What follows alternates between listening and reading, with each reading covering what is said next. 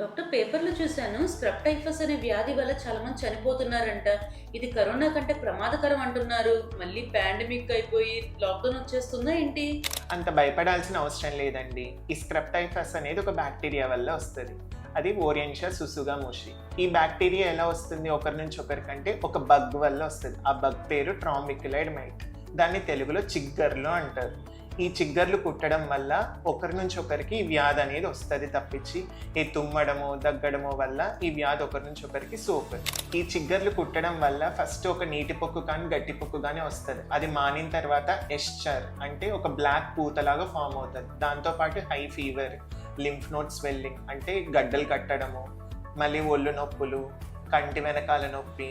ఈ తీవ్రత అనేది బాగా ఎక్కువ ఉందనుకోండి, మెనింజైటిస్ అంటే మెదడు వాపు, గుండె నొప్పి వస్తుంది, గుండె అనేది పనిచేయకపోవచ్చు, ఊపిరితిత్తులు పనిచేయకపోవచ్చు. అది సివియర్ దశలో ఒకవేళ ట్రీట్ చేసుకోకపోతే ఇవన్నీ కాంప్లికేషన్స్ వచ్చి పేషెంట్ అనేవారు చనిపోయే అవకాశం అనేది ఉంటుంది. Commonly antibiotics like doxycycline or azithromycin for 24 to 48 hours. 24 గంటల నుంచి 48 గంటలు మామూలుగా తగ్గిపోతుంది.